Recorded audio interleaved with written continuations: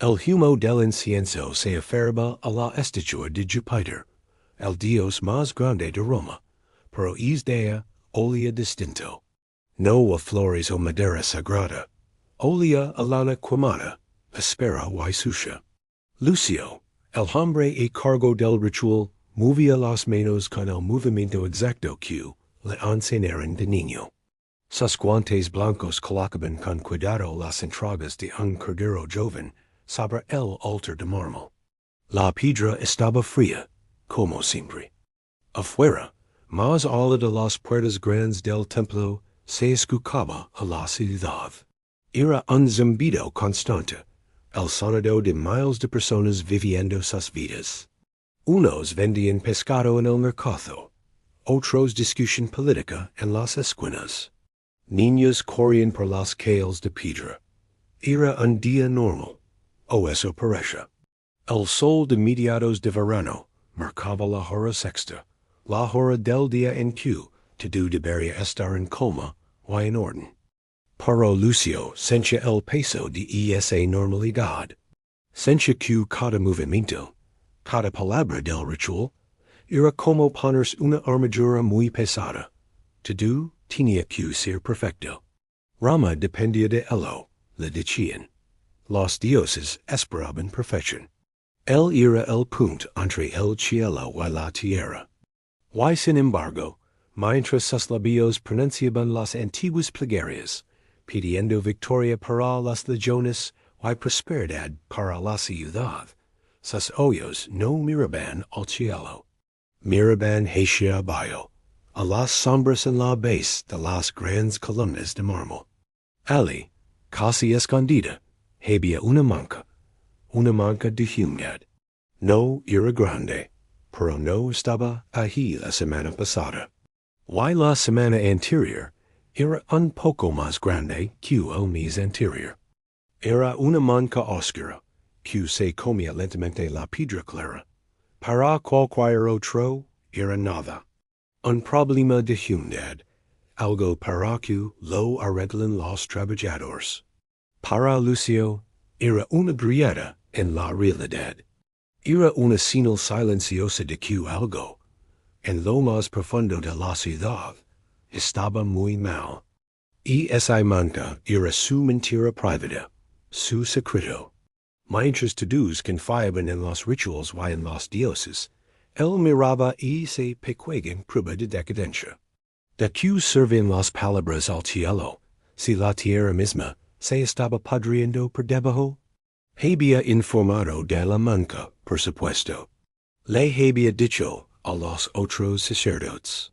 Habían asentido, habían dicho que se encargarían. Pero la manca seguía allí, creciendo lenta, imparable, como un cáncer. Terminó con la parte principal del ritual. Tomó el cuchillo sagrado, una joya de bronce afilada con un mango de hueso. Tenía que limpiarlo antes de guardarlo.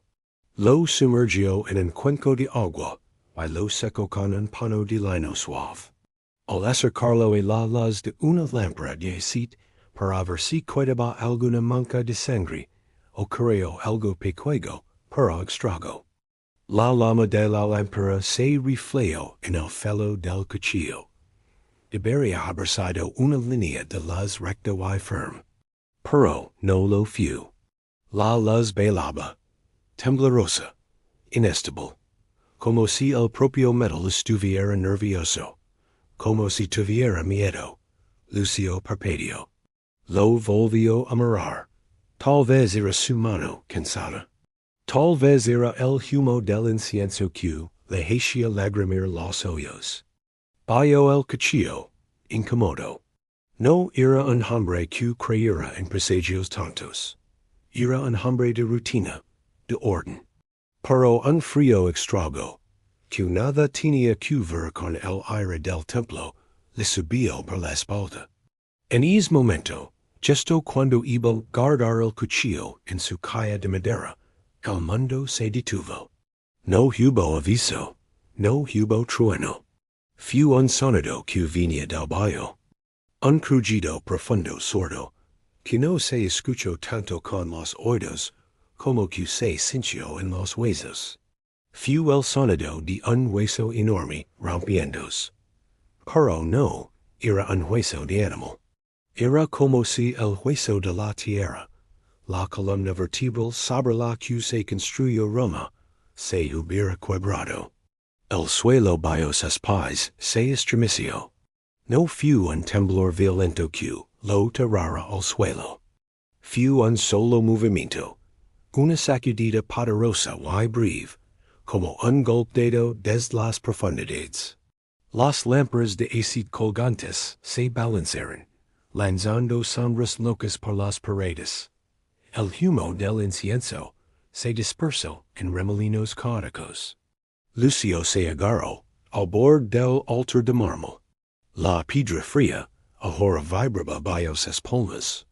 El silencio que siguió fue más aterrador que el sonido. El zumbido de la ciudad afuera se había apagado. Absolutamente. Durante 2, 3 segundos, no se oyó nada, ni una voz, ni un grito, nada. Y entonces él lo dio, en un susurro que era más para sí mismo que para cualquier otra persona. Sus palabras cortaron el aire quieto como el filo del cuchillo que acababa de ver temblar. No es un terremoto, lo supo. Había sentido terremotos antes. Esto era distinto. El sonido no venía de lejos. Venía de asterisk debajo asterisk. Directamente debajo. Y tenía una cualidad hameda de algo que se después de mucha presión. Luego, el olor.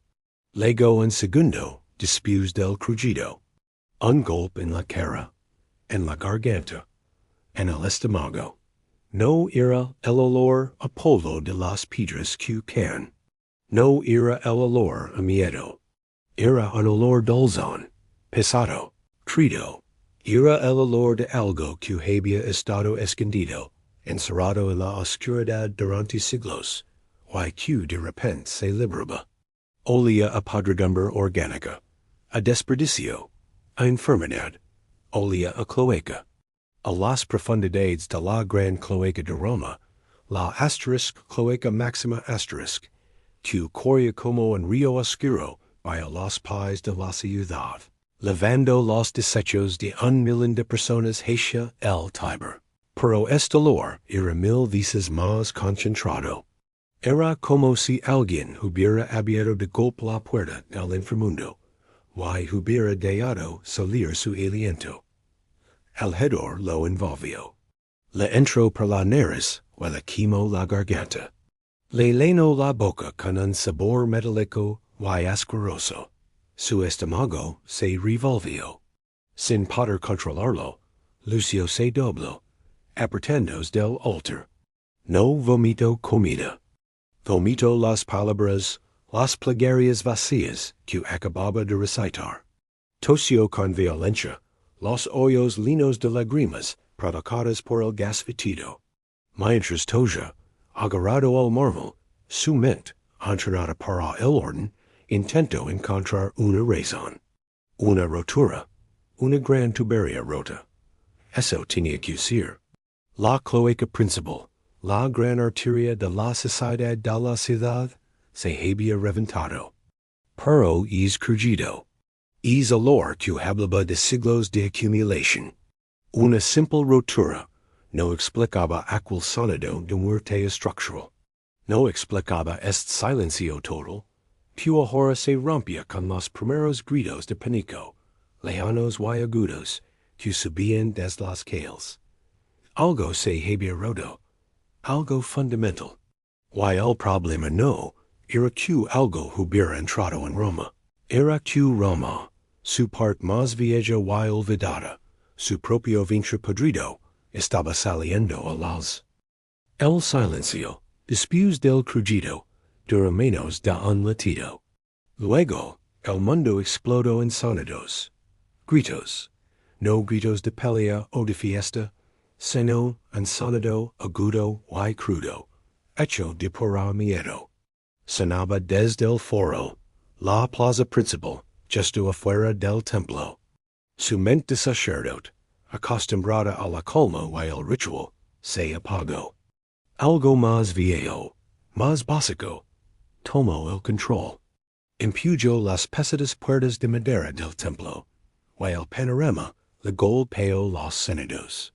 El aire, antes lleno de olores a comida y polvo, ahora era espeso con hedor dulzón y con el polvo de piedra que todavía se estaba asentando.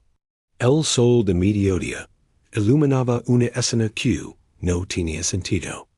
En el centro del foro, donde la gente solía reunirse para hacer negocios o escoger discursos, había un hoyo. No era un hoyo pequeño. Era una boca oscura y desigual, quizás del ancho de 3 carros uno al lado del otro. Piedras del pavimento, grandes losas que habían estado allí por siglos, se inclinaban hacia el vacío o yacían rotas como cáscaras de huevo gigantes. Eran individuos, cada uno atrapado en su propio momento de terror. Lucio no pensó. Su cuerpo reaccionó antes que su mente. Bajó los escalones del templo y se metió en el caos. Sus pies, calzados con sandalias finas para el ritual, pisaron escombros y algo blando y húmedo que prefirió no identificar.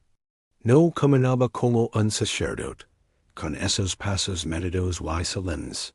Corría, esquivaba, se agachaba.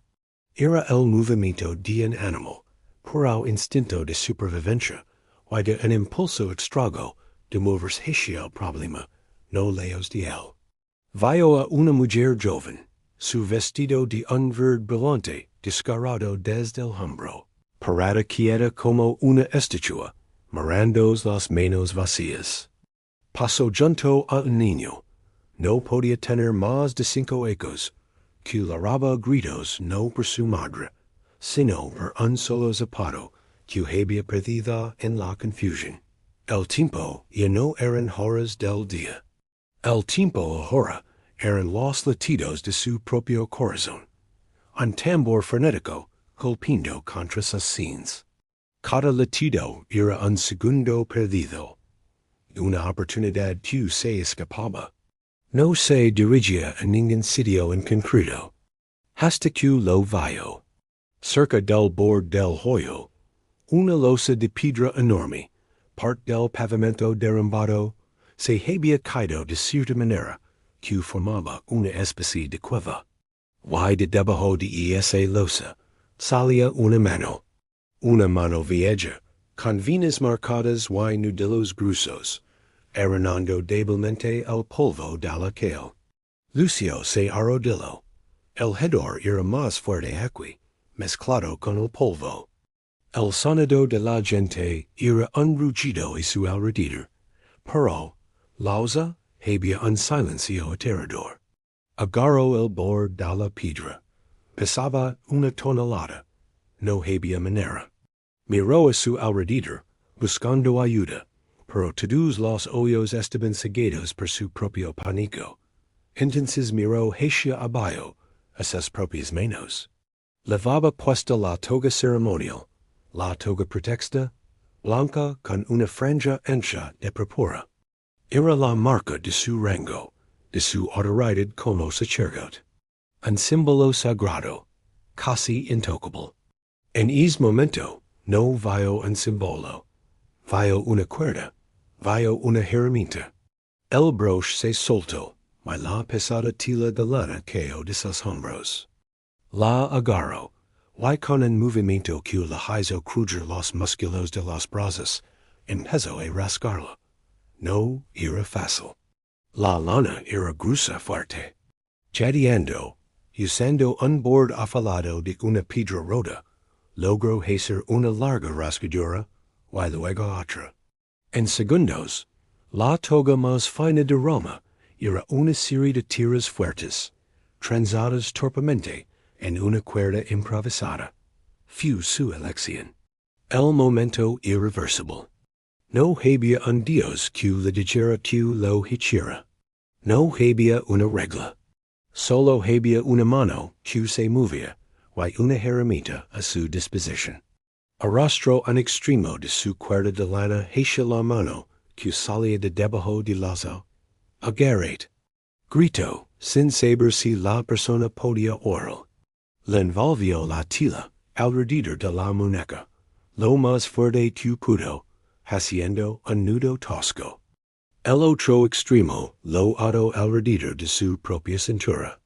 Simplemente puso todo su peso, todos sus músculos, y tiró hacia arriba con un gruñido que salió de lo más profundo de su ser. La piedra se movió. No mucho. Quizás el ancho de un dedo, pero fue suficiente. La cuerda de lana se tensó. Desde la oscuridad salió un grito ahogado de dolor. Lucio tiró de su cintura, aliendos de la losa, usando su propio cuerpo como polia. La tensión era brutal. La tela le cortaba la cintura, le quemaba las manos. Por un momento horrible, pensó que la tela se rompería. Pero no lo hizo. La lana, teñida para dorar, aguantó. Poco a poco, el cuerpo de un anciano fue saliendo arrastrándose de debajo de la losa. Estaba cubierto de polvo gris, y una pierna se arrastraba de forma antinatural. Lucio se soltó la cuerda, y corrió hacia él, arrastrándolo completamente lejos del borde del hoyo. El hombre toya, escupiendo polvo. Sus ojos, blancos en medio de la cara sucia, miraron a Lucio. Luego, a los jirones de púrpura y blanco, atados todavía a su muñeca. La gente empezaba a congregarse ahora, el primer shock pasando a una acción lenta. Alguien le dio agua al anciano.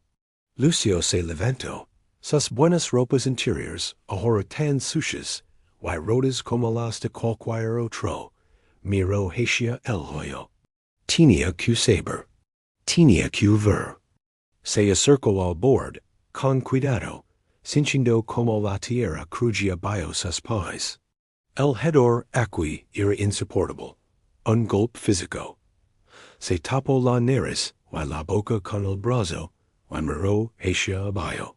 No era un simple hueco, era una herida profunda en la ciudad.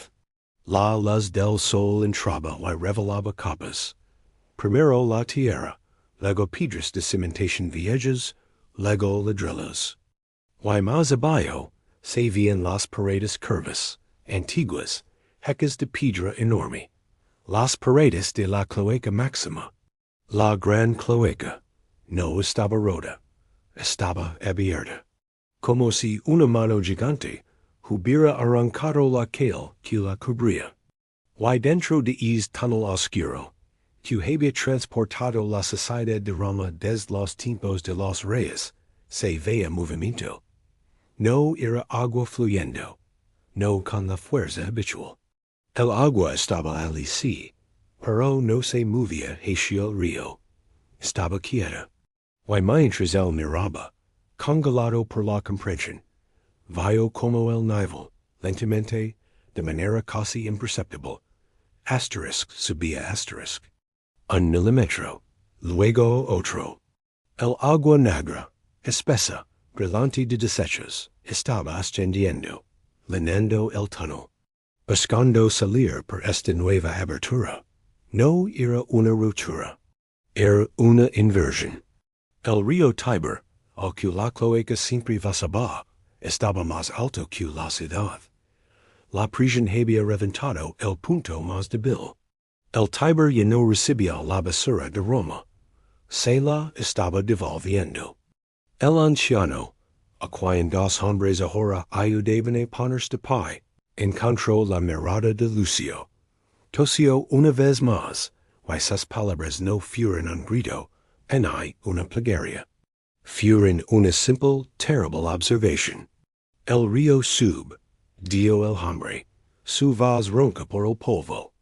Y en ese momento, todo lo que Lucio había visto antes, La manca en el templo, el crujido, el olor, en callo en un rompecabezas de pesadilla.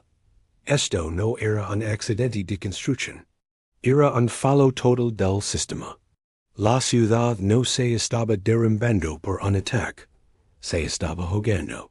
Se estaba ahogando lentamente, de forma imparable, en siglos de su propia mierda. Y la pregunta que golpeó su mente, más fría y afilada, que cualquier cuchillo ritual, fue, si los dioses realmente protegían a Roma, ¿por qué permitirían esto? ¿O era esta la respuesta misma, el juicio final, no con fuego, sino con podredumbre? La idea no era suya. Surgió de entre el caos, como un grito ahogado en medio de todos los demás. Un hombre más joven, con los brazos cubiertos de cicatrices de quemaduras de herrería, señalaba con desesperación hacia al lado norte del foro. Los túneles de acceso. Los que usan los cloquery los cloquery los limpiadores de cloacas. Los hombres que se aventuran en mundo oscuro bio la ciudad para destapar bloques y reparar muros. Eran parias, trabajadores a los que nadie miraba, que vivían de un oficio que todos querían ignorar. Pero ahora eran la única esperanza. Lucio lo seguió, corriendo detrás del herrero. No hablaron. El tiempo ya no era una idea. Era la cantidad de agua que subía en la cloaca abierta. Era el pánico que crecía en las calles como una María. El sol había comenzado a bailar, pintando el cielo de un naranja sucio que se mezclaba con el polvo en el aire. Habían pasado quizá una hora desde el derrumbe. Una hora en la que el olor se había hecho más fuerte, más penetrante, mediándose en cada grieta de la ciudad. Llegaron a una pequeña estructura de ladrillo, medio escondida detrás de una basílica. Era una caseta de mantenimiento, una simple puerta de madera, reforzada con hierro, que vallaba en las profundidades. La puerta estaba abierta de par en par. Alguien ya había bajado, o había salido huyendo. Un grupo pequeño de hombres se había reunido allí, dos soldados de la Guardia Urbana, con las caras pálidas bajo los cascos. El herrero, y un hombre mayor y flaco con las manos y unas permanentemente sucias. Un clocarius asterisk. Su nombre era Sinio. Sinio hablaba rápido. Sus ojos saltaban de una cara a otra. El bloqueo no está en la boca del foro. El agua sube desde más lejos río arriba. La prisión del Tiber está empeorando todo hacia atrás. Si podemos ligar al conducto principal, al sur de la colina palatina, hay una compuerta de mantenimiento vieja. Una especie de puerta de piedra. Si la destapamos, si abrimos esa salida, podremos aliviar la prisión. Podremos dar al agua otra ruta, aunque si pequeña. Uno de los soldados frunció el ceño. ¿Y si esa ruta lleva a más calles? ¿Inundemos otro barrio? Sinio se encogió de hombros, un gesto de total derrota. O se inunda el foro, y luego la colina, y luego todo lo que es debajo el nivel del río. O intentemos esto. Todos miraron a Lucio. Todavía lavaba las ropas interiores rotas del ritual, pero en su cara y brazos tenía la misma suciedad y el mismo miedo que ellos. Lo miraban no como a un sacerdote, sino como al hombre que había usado su toga para salvar otro, como a alguien que había actuado. Él no era su líder, pero en vacío de autoridad, su mirada era una pregunta. Lucio miró hacia la puerta oscura. De ella salía una corriente de aire frío, que lavaba una versión concentrada y brutal del mismo hedor. Respiró hondo, y el olor le quemó los pulmones. Q necessitamos? Lo Q necessitaben ira luz, y valor.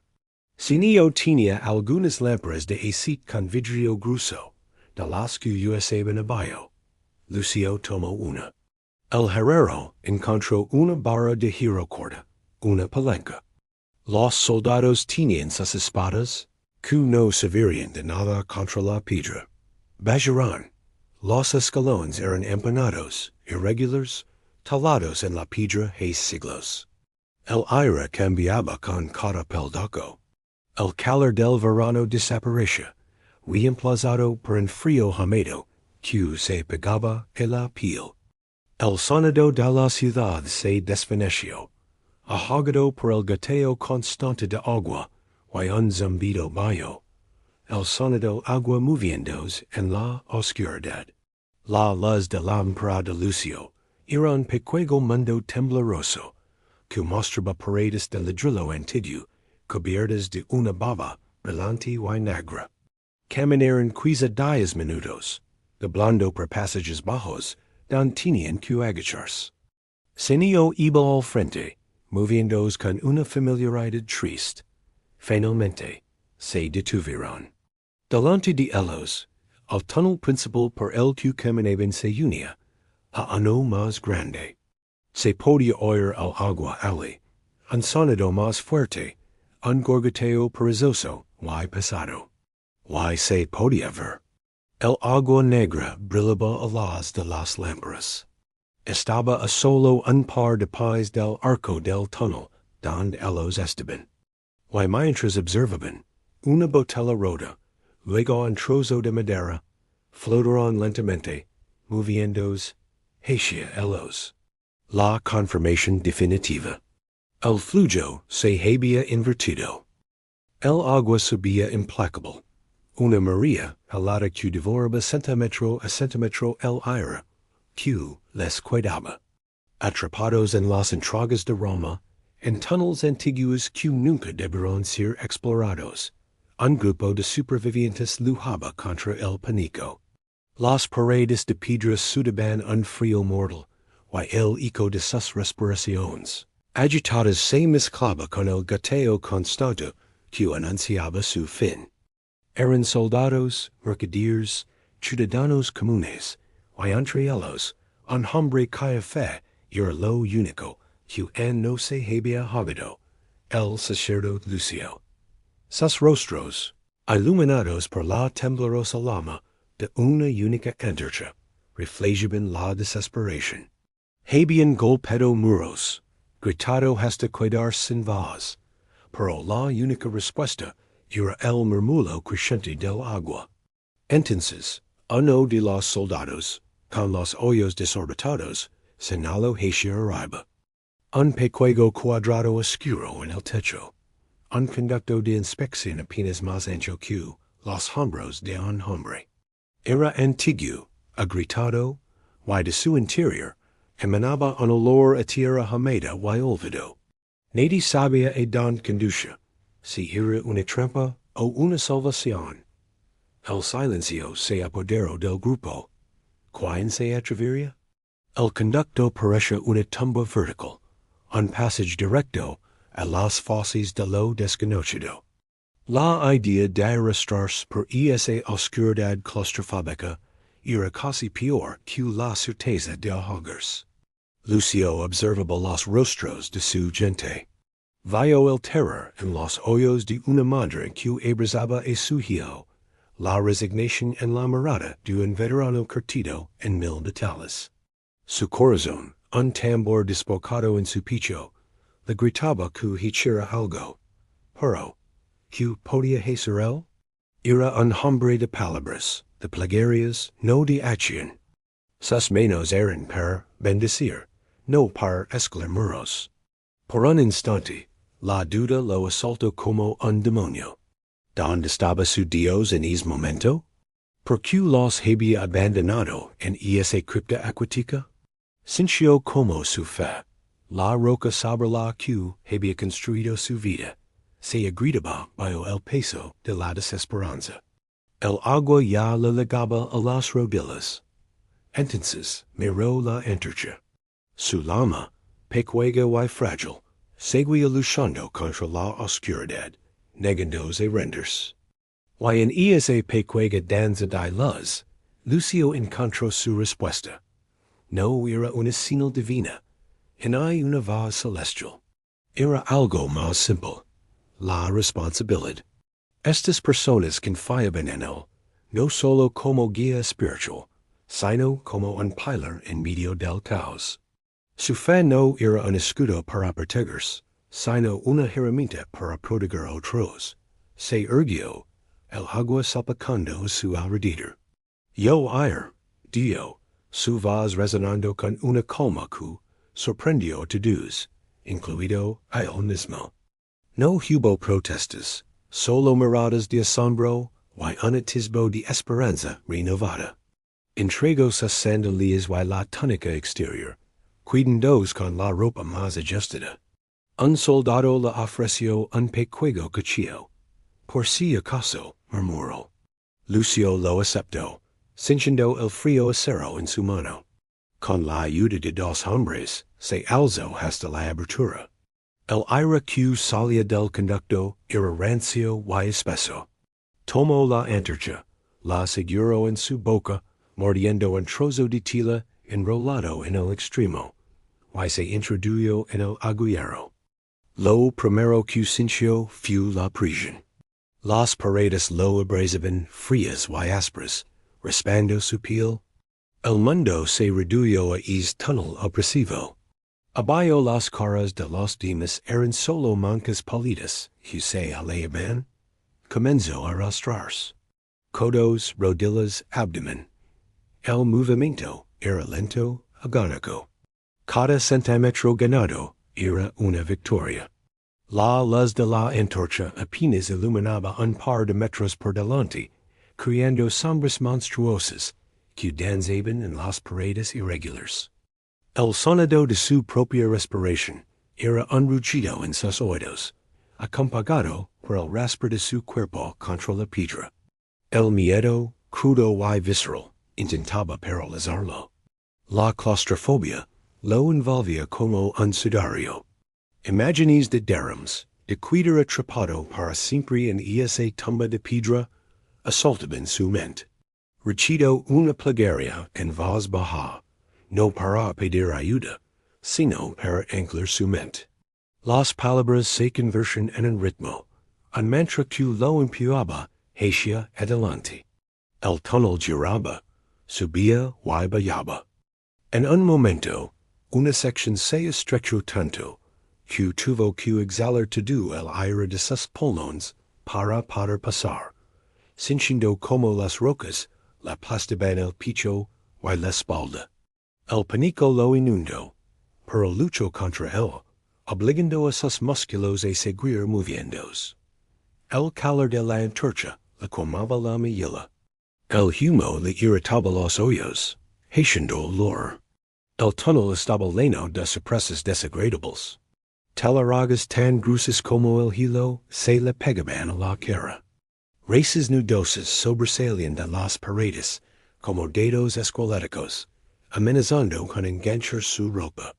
Pequeños animales, probablemente ratas o insectos, correteaban en la oscuridad, sus chillidos y susurros amplificados por el espacio cerrado.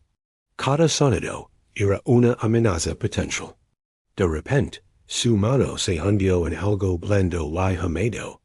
Retiró la antorcha de su boca para ver mejor. Era una masa de moho resbaladizo que cubría el suelo del túnel. El olor era nauseabundo. Intentó rodearla, pero el espacio era demasiado estrecho. No tenía más remedio que arrastrar sobre ella. La sensación fría y viscosa que se filtraba a través de su ropa le provocó arcadas. Continuó avanzando, perdiendo la noción del tiempo. ¿Levaba minutos y horas arrastrándose? El dolor en sus codos y rodillas era una agonía constante. Sus músculos ardían. La esperanza comenzaba a desvanecerse de nuevo, reemplazada por un agotamiento profundo y una creciente certeza de que moriría allí solo en la oscuridad. Se detuvo, apoyando la frente en la piedra fría. Estaba a punto de rendirse. Pensó en los que esperaban abajo. Su fracaso sería su sentencia de muerte. Few entonces cuando lo sintió. Una ligera corriente de aire. Era casi imperceptible, un susurro en la quietud sofocante. Pero estaba ahí. Un aire diferente, más fresco, que no olía a moho, en a piedra estancada. Era el olor de la noche, de la tierra libre. La esperanza regresó con la fuerza de un huracán. Con energias renovadas, aceleró el paso, ignorando el dolor. El túnel comenzó a ensancharse ligeramente, y la corriente de aire se hizo más fuerte. Unos metros más adelante, la luz de su antorcha reveló una rejilla de hierro oxidado sobre él. Una salida. Estaba cubierta de tierra y raíces, pero podía ver detalles destellos de luz de luna filtrándose tras de ella. Usó el cuchillo y sus propias manos para cavar frenéticamente, arenando la tierra, cortando las raíces. La rejilla estaba atascada, pero después de varios intentos desesperados, usando toda la fuerza que le quedaba, logró moverla. Asomó la cabeza. El aire fresco y limpio de la noche romana llenó sus pulmones. Nunca algo tan simple le había parecido tan glorioso. Estaba en un colén oscuro, detrás de lo que parece ser una panadería. El olor a pan recién horneado flotaba en el aire. Estaba a salvo. Estaba libre, pero su misión no había terminado. Se asomó de nuevo al oscuro agujero del que había salido. Abajo, en la oscuridad, en el agua que subía, había gente esperando. Su gente, con la voz ronca por el humo y el esfuerzo, gritó con todas sus fuerzas. Estoy fuera. Hay una salida. Es por aquí. Su voz, la voz de un simple sacerdote que había conquistado su propio infierno personal, resonó en el túnel, una promesa de vida que descendió hasta las profundidades para guiar a los perdidos hacia la luz. La prueba de fe no había sido encontrar a su Dios en la oscuridad, sino convertirse él mismo en la luz para los demás. Gracias por acompañarme en esta historia. Si te gustan los relatos de valor y supervivencia, no olvides suscribir y darle a la campanita para no perderte ningún video. Hasta la próxima. Ahora, es defecto se convirtió en su única arma. Mientras se arrastraba, su mente, entrenada para memorizar rituales complejos, empezó a descender aquellas imágenes. Recordó un símbolo, un celo de albino, una letra C, inscrita en una piedra angular. Los constructores firmaban su trabajo. ¿Dónde lo había visto en esos planos polvorientos? En un tramo de la cloaca original, cerca de la colina. Un punto de refuerzo. Su movimiento dejó de ser una huida ciega. Se hizo deliberado. Buscaba con la luz no solo el camino, sino las marcas en la piedra. Y allí, en una losa del techo, apenas visible bajo el moho, la vio. La sí. No era un augurio de los dioses. Era la firma de un hombre que lavaba muertos y añecos. Para Lucio, en ese momento, era más valiosa que cualquier señal celestial. Le dio una ubicación. Un punto en el mapa de su memoria. Sabía más o menos dónde estaba. Un nuevo sonido se filtró en el túnel. Un gorgoteo diferente, más fuerte. No era el sonido perezoso del agua estancada. Era el sonido del agua fluyendo con fuerza, encontrando resistencia. Tenía que estar cerca. Se arrastró más rápido, ignorando el dolor en las rodillas y los codos. El túnel hizo una curva brusca y luego, de repente, terminó. Salía a una cámara un poco más grande, una especie de habitación de inspección olvidada. Al frente había una rigila de hierro oxidado, cubierta de una marana de cosas indescriptibles. Races gruesas que se habían abierto paso a través de la piedra, trozos de madera podrida, lo que parecen trapos convertidos en piedra por el tiempo. A través de los huecos de la rigila se veía el agua. No el agua negra o estancada, sino agua moviéndose con fuerza. Este era el flujo principal, la gran arteria de la cloaca. Estaba línea hasta el borde, presionando contra la rigila. Esta era la compuerta de mantenimiento, el punto de bloqueo. La esperanza que sintió fue breve. La rigila no estaba diseñada para ser abierta desde el lado.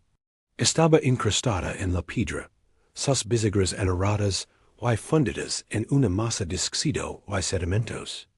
Las raíces la habían envuelto como los dedos de un muerto. Empujó con la mano, ni siquiera se movió. Golpeó con la palma. Nada. Un sentimiento de desesperación, peor que el miedo, empezó a subir por su garganta. Entonces miró su herramienta. La barra de hierro que el herrero le había dado. Era corta, quizá del largo de su antebrazo. Insuficiente. Miró alrededor en la pequeña cámara. Sus ojos se pasaron en las vigas de madera que sostenían el techo. Madera vieja, humeda, pero gruesa. Una de ellas, en una esquina, parecía más suelta, podrida en un extremo, dando agua, había gotado durante ecos. Sin pensar dos veces, usó la barra de hierro como palanca. Clavó un extremo en el espacio entre la viga y la piedra, y empujó con todo su peso. La madera gritó, un sonido agudo y agonizante. Empujó de nuevo, poniendo su espalda en ello. Con un crujido final y seco, la viga se soltó. Era pesada, más larga que él, pero ahora tenía una palanca. Volvió a la rigila. Introdujo un extremo de la viga de madera entre los barras de hierro, en un punto donde las raíces eran más delgadas. Se colocó, puso los pies contra la pared de piedra detrás de él y empujó. Cada músculo de su cuerpo se tensó. Los tendones de su cuello parecían cables. La madera se dobló, amenazando con romperse. Gritó, no una palabra, sino un sonido curado de esfuerzo. Y algo sucedió. No fue la rigila. Fue la masa de raíces y óxido que la sujetaba la piedra. Hubo un crujido espero metálico, y la rigila se movió. Solo unos centímetros, pero fue suficiente. Un chorro de agua, delgado y poderoso, disparó a través de la abertura, golpeándolo en el pecho con la fuerza de un puño. El agua estaba helada y el hedor era abrumador, pero para Lucio, en ese momento, fue el agua más dulce del mundo. Siguió empujando, reposicionando la viga, usando la palanca con una furia que ya no conoce el cansancio. La abertura se hizo más grande. El coro se convirtió en un flujo. El agua de la cloaca principal, aliviada de presión, empezó a verterse en este viejo conducto lateral, en este túnel olvidado que él había usado. Estaba redirigiendo el flujo. No mucho, no lo suficiente para salvar la ciudad, pero lo suficiente para ganar tiempo, minutos, quizá horas. El sonido del agua que corría libremente se mezcló con otro sonido que llegó desde lejos, desde el mundo de arriba. Un sonido metálico, rítmico. El sonido de las armaduras de los petorinos marcando. ¿Estaban viniendo a ayudar? ¿O estaban evacuando, salvando lo que pudieran del desastre? No lo sabía. Exhausto, empapado en agua fétida y sudor, se dejó caer contra la pared. La lámpara seguía encendida. Su luz bailando en el nuevo arroyo de agua sucia que ahora fluye a sus pies. Había hecho lo que ningún ritual podría haber hecho. Había usado sus manos. Había usado su memoria obsesiva. Había usado su miedo como combustible. Miró sus manos. Estaban sangrando, cubiertas de óxido negro y cortes. Eran las manos de un trabajador. Las manos de un hombre. Desde la oscuridad del túnel por el que había venido, una voz débil la diseñó, luego como un susurro.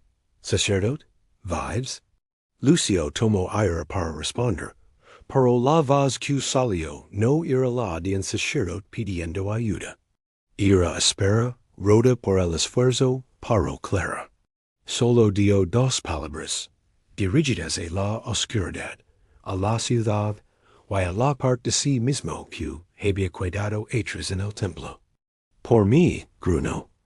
Un centurión de mente práctica, al escuchar los informes confusos de los soldados que habían estado con Lucio, hizo algo que no estaba en ningún manual. Ordenó a sus hombres que fueran a las orillas del Tiber, aguas arriba de la ciudad, y comenzaran a construir. No un muro de piedra, sino un dique de emergencia, secos de arena, rocas, escombros, cualquier cosa que pudiera apelarse para crear un pequeño embalse temporal, para bajar el nivel del río, aunque fuera unos centímetros. No sabía si funcionaría. Era una apuesta. Mientras tanto, un arquitecto griego, un esclavo que trabajaba en las obras del circo, escuchó los rumores sobre un sacerdote que se había metido en las cloacas. Conoce los planos de los deseos de los barrios plicos. Sugirió abrir compuertas de alcantarillado secundarias en los distritos bajos. Era sacrificar unos barrios y miserables para salvar el centro.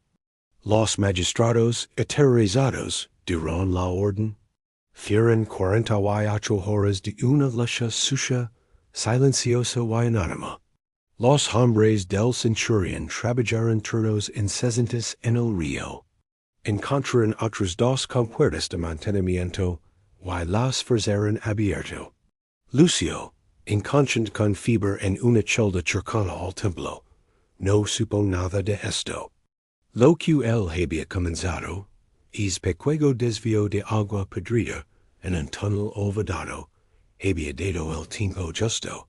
Unas pocas horas preciosas. Y en ese tiempo, las acciones de un soldado común, un esclavo, y un puñado de los hombres más despreciados de Roma, se entrelazaron. La prisión en la cloaca principal disminuyó. Solo un poco. Pero fue suficiente. El agua que había estado a punto de despertarse en el foro se estancó, y luego, lentamente, muy lentamente, comenzó a retroceder. El dique improvisado en el Tiber aguantó. El río, enganado por la barrera temporal, encontró otra ruta. La crisis pasó. El hueco en el foro estaba rodeado de valas. Equipos de trabajadores, no sacerdotes, bajaban y subían. Le dijeron que había habido una inundación, que los legiones habían hecho un trabajo admirable, que los dioses después de todo habían sido misericordiosos. Sus superiores en el templo le miraron con una mezcla de incomodidad y desaprobación. Había desaparecido durante el desastre. Había historias extrañas sobre él, y los limpiadores de cloacas. Era mejor no hablar de ello. Él no insistió.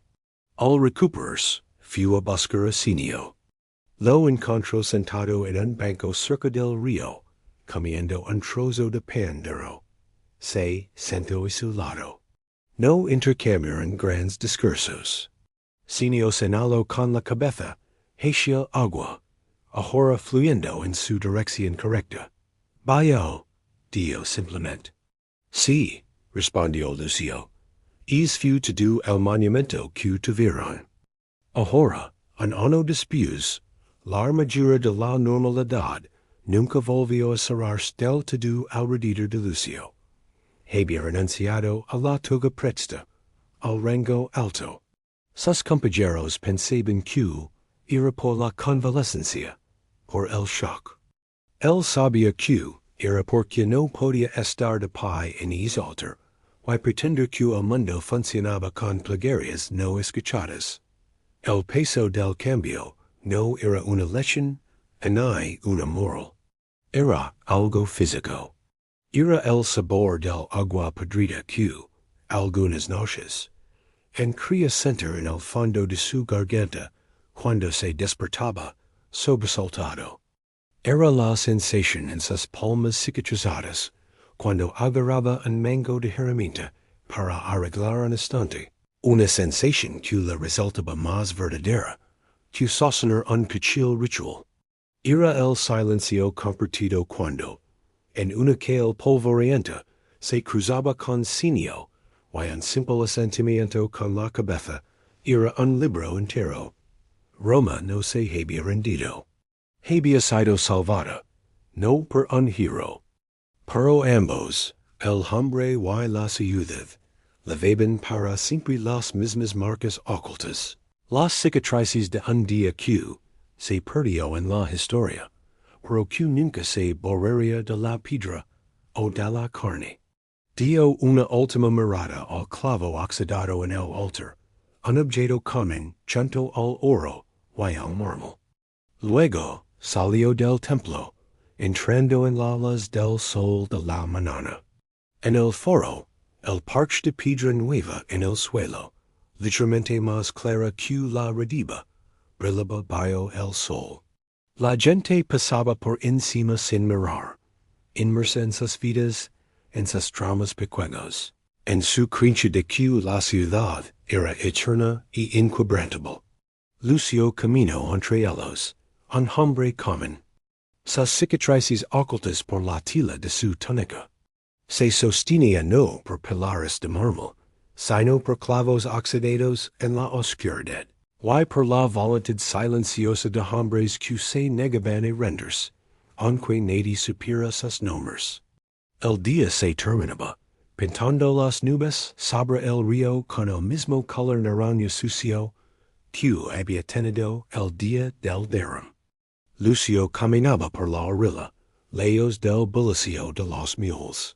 Aquí el aire olía a agua dulce y a juncos mojados, no incienso ni cloaca. Sentado en una piedra plana, mirando la corriente lenta y poderosa, estaba Simeo. El viejo limpiador de cloacas tenía un pequeño trozo de madera en la mano, talándolo sin un propósito claro con un cuchillo pequeño. Lucio se sentó a su lado. No se saludaron, no hacía falta. Vienen de las provincias del norte, Diosenio después de un rato, sin dejar de talar. Legionarios. Dicen que hubo una gran victoria. Que los dioses están con Roma. Lucio asintió lentamente. Recogió una piedra plana del suelo, la pisó en su mano. La cicatriz en su nudillo brillaba pálida a la última luz. Sí, Dio. Los dioses deben estar muy contentos. No había ironía en su voz, solo un hecho seco. Sinio soltó una risa corta, un sonido como dos piedras chocando. Miraron el río en silencio. Este era el mismo Tiber que había intentado devorar a su ciudad. Ahora fluía, dócil, hacia el mar. Pero Lucio ya no veía un dios. Veía agua, veía prisión. Veía un problema de ingeniería que los hombres habían logrado contener por ahora. Mi nieto, dijo Sinio de repente, bajando el cuchillo. Quiere ser soldado. Le cuento historias de tunnels, de encontrar el camino en la oscuridad. Hizo una pausa. No le cuento sobre el agua, solo sobre encontrar el camino. Lucio miró al hombre a su lado. La sociedad bajo sus uñas no era solo del día, Era de toda una vida de trabajo en lo que nadie más quería ver.